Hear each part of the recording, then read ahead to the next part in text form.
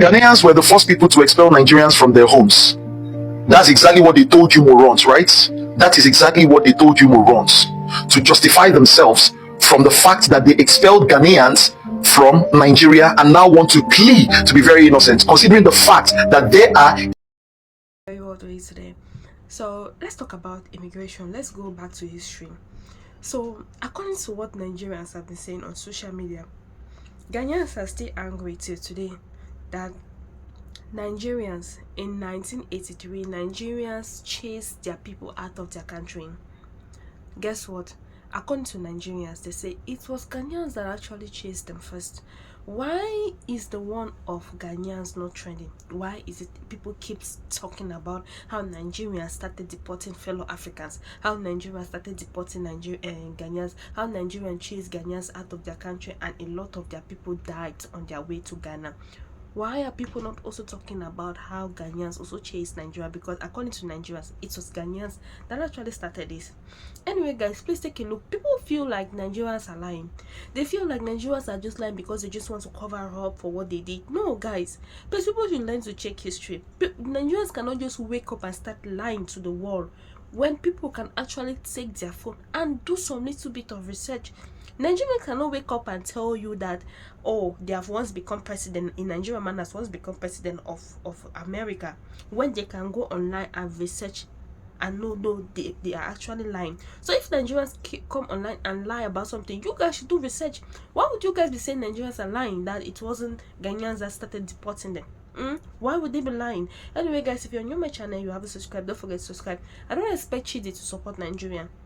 But I'm really so disappointed that he is in Nigeria saying all this. Anyway, guys, watch this video. in their majority at the mercy of Ghanaians now. But they can always deceive you people. Why? Because you people don't read. You people are morons. That's why they can always come and tell you people, and a lot of you people will believe. You people are so weak. You people are so dumb. And I'm talking about Nigerians. Because all you people think about is making money. Making money, a man that has making money as a priority is the weakest man on earth. He is the weakest being, not just a man on earth. Because such a man is easy to be bribed. Such a man is very vulnerable. But I'll make that in another video. Now I want to open you people's eyes towards many things, in case you want to know. This is for Nigerians, this is for South Africans, this is for Ghanaians, and I'll tell you why I am making this particular video very specific. In fact, this is for every other African nation out there, and these are for the world. This is particularly for the world Westerners in totality. Now, in the year 1969, Ghanaians directed an expulsion, not to Nigerians, but to foreigners arbitrarily, foreigners who are undocumented in their society.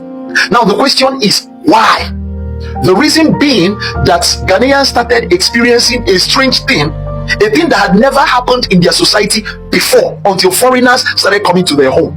What was that very specifically? It was a case of having Ghanaian children get kidnapped, and eventually when these children are found, their body parts would be missing. This is what they know as Atintin Krona. You can check it out on your internet. You can Google it. Don't be dumb, just Google it. The meaning of Atintin Krona. These children would be kidnapped, and eventually when they are found, their body parts would be missing. And you and I as a Nigerian know the society that is known for such ordeal.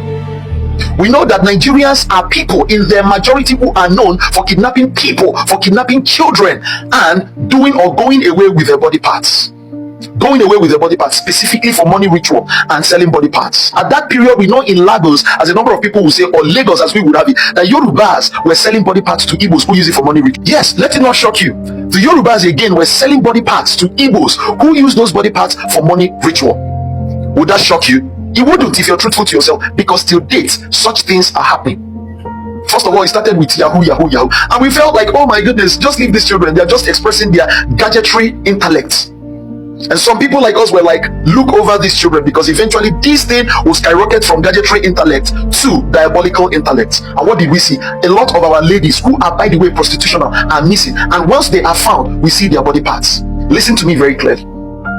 So afterward, in 1983 to 1985, something happened prior to that.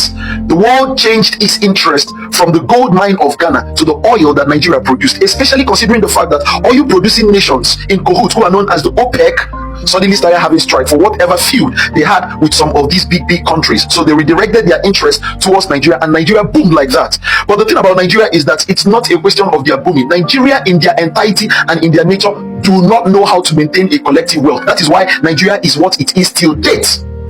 That is why it is what it is today. That's why if you're reasonable and rational, you cannot envy Nigerians whatsoever, even when they're making their wealth, because their wealth is directly proportional to their destruction. Go and check every one of them from an individual point of view and from a collective point of view. It is directly proportional to their destruction.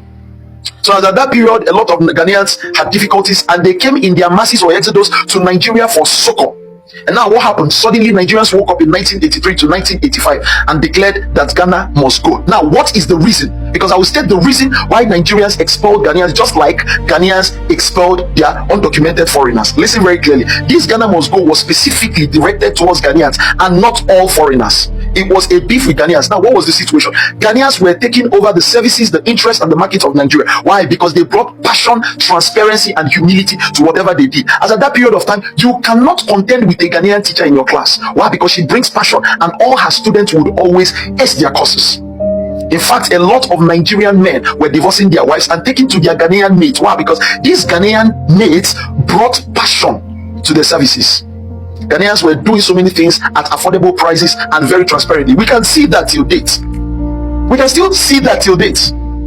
That is why a lot of Nigerians at that period of time started taking interest and making preferences to obtaining services and running transactions with Ghanaians rather than their fellow Nigerians. But just like that, Nigerians became bitter and decided that all Ghanaians must go. Now we don't want to even talk about the fact that Ghanaians experienced one of the most gruesome, horrific reactions from Nigerians. As at that period of time, there were Ghanaians that would quietly hide out in the middle of the night to get a little bit of air at the Lagos beach. And then suddenly, Nigerian military or whatever paramilitary will use their horses, tie these Ghanaians or keep chasing them to their deaths. These people were met with horrific and terrific reactions from Nigerians, and a number of them were chased to their deaths, beaten to their deaths, and a number. Let's not talk about that because we don't want to incite a number of things. Ghanaians are very forgiving sets of people. But you people must adhere to what I'm about to tell you people right now, because that's the most important thing. Now, bringing to the now, we see that there are lots of influx. There is a massive influx of Nigerians to Ghana under the guise that they are seeking for succor. Now you must remember that Nigeria has lost nothing.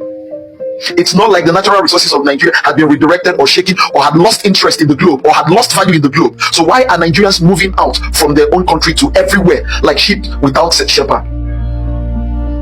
It is an agenda. It is an evil agenda.